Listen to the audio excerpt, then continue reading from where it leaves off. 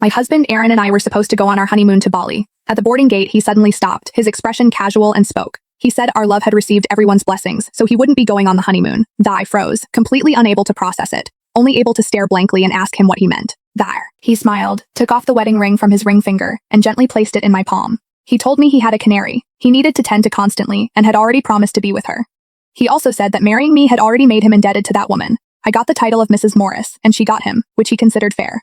Then, my head buzzed, my lips bit until they bled, and I tremblingly asked him when this had happened. His tone carried a hint of apology, yet he seemed innocent, saying it had been going on for half a year. He hadn't dared to bring it up because of my fiery temper. He said he'd wanted to marry me since he was a child, but a man couldn't possibly love only one person his entire life. He even suggested that if I felt wronged, we could each play the field, and it pained him to see me upset.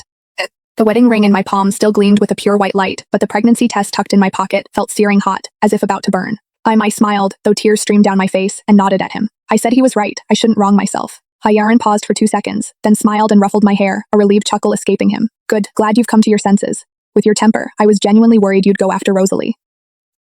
Oh, by the way, where did you put your wedding dress? I was a little too rough with her last night. Her nail caught the lace on the skirt lining. She's been meaning to fix it for you. It felt as though someone had clamped their hand around my throat. A chill spread from the soles of my feet through my entire body. He, however, seemed oblivious, smiling apologetically. She was crying, begging me to let her try on your wedding dress, wanting to be my bride just once. You're both women, you can understand, right?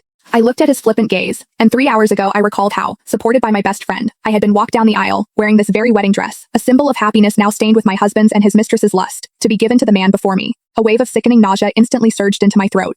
The ring dug into my palm and I trembled with pain. He took off his overcoat and draped it over my shoulders, gently embracing me, soothing. Why are you shaking? Mrs. Morris will always be you. Aaron's charming eyes still held an impossibly deep affection. It was as if he wasn't the one who had just casually mentioned messing around with another woman for a year, engaging in passionate embraces while she wore my wedding dress. A jarring sense of absurdity washed over me, leaving me gasping for air. At that, he sighed in resignation.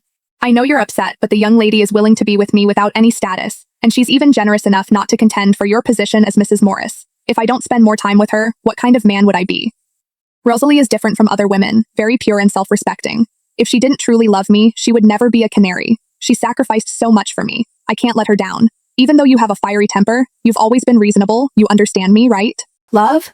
I almost laughed until tears came. I loved him too. My temper was indeed fiery, yet in front of him I softened, making myself humble and accommodating. I was reasonable, yet I would stubbornly hound paparazzi over a scandalous rumor about him, arguing with respected elders to clear his name. My love he ignored, another woman's love he cherished. Gaspon curled my cold fingers, closing my eyes in self-mockery. If you're so in love, then let's get a divorce.